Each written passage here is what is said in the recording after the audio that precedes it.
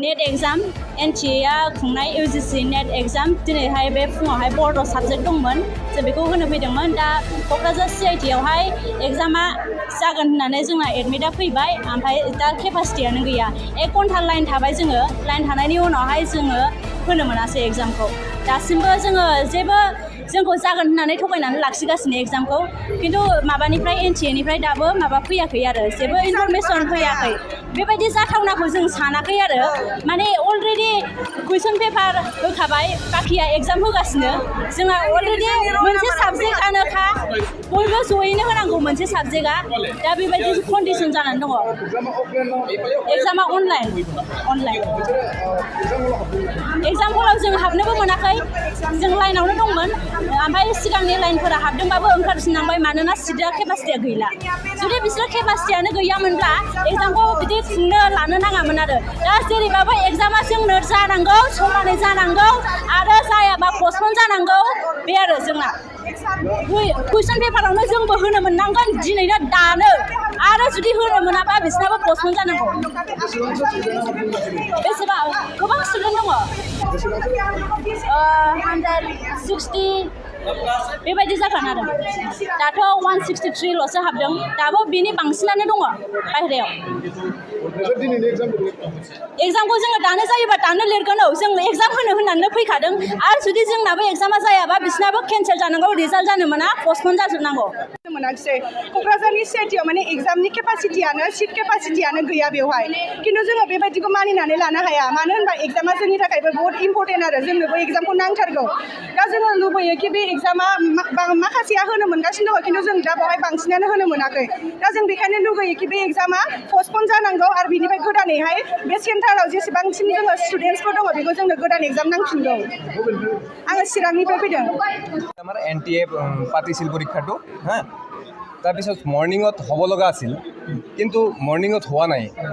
কিয় বা হোৱা নাই আমাক কৈছে যে ইয়াৰ যিবিলাক অথৰিটি মানুহ আছে এইবিলাক ক'ল যে আমাৰ পৰীক্ষাটো হ'ব আপোনাৰ টেকনিকেল প্ৰব্লেমক কৈছে আগত এতিয়া কৈ আছে টাইমে নাজানে কেতিয়া হ'ব কি হ'ব তো আমিতো পৰীক্ষাটো দিব পৰা নাই তো আমাৰ অসুবিধা হৈছে খুবেই আৰু আমাৰ ঘৰতো বহুত দূৰ বিজনীৰ পৰা আহিছোঁ আৰু কেতিয়া বহুত মানুহ আহিছে গোসাইগাঁৱৰ পৰা বৰপেটাৰ পৰা আহিছে তো প্ৰব্লেম হৈ আছে সব ষ্টুডেণ্টৰ প্ৰব্লেম হৈ আছে এতিয়া এইটো বিচাৰোঁ আমাৰ পৰীক্ষাটো এতিয়া সোনকালে লাগে কাৰণ ঘৰতো যাব লাগিব আজি বন্ধৰ দিন আহিছোঁ আমি ইমান ভিজি কষ্ট কৰি এতিয়া কি হ'ব আমি ক'বই নোৱাৰোঁ কি হ'ব ইয়াত এক্সামটো নহ'লে আমাক পাছ কৰাই দিলে হ'ল নহ'লে কি হ'ব আৰু কি ক'ম আজি আমাৰ কক্ৰাঝাৰ CIT UGC নেটৰ বড়ো ডিপাৰ্টমেণ্ট এক্সাম আছিলে নেট এক্সাম আমাৰ এক্সামটো আছিলে 9টাৰ পৰা 12টালৈকে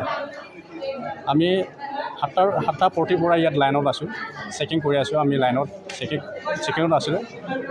যেতিয়া 9:30 হ'ল তেখেতসকলে অথৰিটি ক'লে আমাক ইয়াত টেকনিকেল অসুবিধা হ'লে চিট নাই কিবা কিবি হ'লে আমি কৈছোঁ যে আমাৰ এডমিট কাৰ্ডত আছে কক্ৰাঝাৰ CIT আমি ক'ত যাই মানে এক্সামটো দিব আমি সুধিছোঁ অথৰিটিয়ে একো দায়িত্ব ল'ব নোৱাৰে আমি কৈছোঁ যে এইটো আপোনালোকে প্ৰব্লেম হৈছে যদি ওপৰত মানে যি NTA ইনফৰমেশ্যনটো দিয়ক যে আমাক এক্সামটো এক্সাম তেনেকুৱা প্ৰব্লেম হৈছে এক্সামটো এক্সাম কৰক এইটো ইনফৰমেশ্যন দিয়ক নটিচ এটা ওলাই দিয়ক এইটো আমি বিচাৰিছিলোঁ এইটো কাৰণে আমি কৈছোঁ যে এইটো এক্সামটো কেঞ্চেল হ'ব লাগে নহ'লে আমাক এক্সাম লাগিবই কিয়নো আমাৰো ৰাইট আছে আমিওতো এক্সাম দিব আহিছোঁ এইটো কাৰণে কৈছোঁ আমি মোটামুটি 200 ষ্টুডেণ্ট ইয়াত বঞ্চিত হৈ আছে তাৰ কাৰণে আমি কৈছোঁ এক্সামটো কেঞ্চেল হ'ব লাগে নাইবা আমাক এক্সাম দিব লাগে অতি সোনকালে এক্সাম যদি পাতিব লাগে আমি এইটো NTA বা আমাৰ ইয়াৰ কক্ৰাঝাৰ CIT অথৰিটিক আমি জনাইছোঁ আমাৰ এক্সাম লাগে নাইবা এই এক্সামটো কেঞ্চেল কৰি দিয়ক অতি সোনকালে এইটো আমি বিচাৰিছোঁ होनो नागिरदोंमोन एग्जामखौ ओमफ्राय बेनि उनाव आरो 3टायाव होनलायबाय ओमफ्राय जोंखौ बेबायदि थगायनानै लाखिबाय थायो आरोना सार एग्जामा जानांगौमोन जोंना 9 to 12 o'clock ओमफ्राय माखासेया होनो मोनबाय जोंबो होनो मोनाखै जोंबो 9 नि एग्जाम होनो थाखायनो फुङावनो फैदोंमोन ना सार गोजाननिफ्राय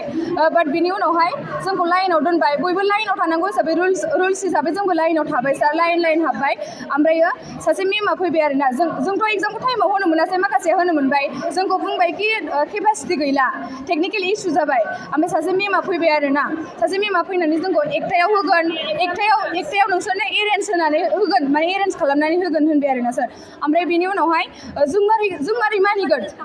एग्जामा जाहैबाय जेनेबा international exam national eligibility test exam बे एग्जामा 9 to 12 o'clock एडमिटआवनो फैखाबाय बे एग्जामखौ जों बोरै एकथानिफ्राय 3टासिम जों माबोरै होगोन सार जोंथ' होनो हाया स' देट्स वाइ जोङो लाइनाव जिरायबायहाय जिरायनानैहाय जोङो बुंबाय कि जोङो मानिया बे एग्जामा केन्सेल जानांगौ दिनै जाय बे एग्जामा केन्सेल जानानै बिसोर एग्जाम होनो मोन्दोंबाबो बिसोरनि एग्जामाबो केन्सेल जानानै जों गासिबो होनो मोनजोबनाय बायदि नेक्स्ट एग्जाम डेट फिक्स जानांगौ बे सेन्टारनिया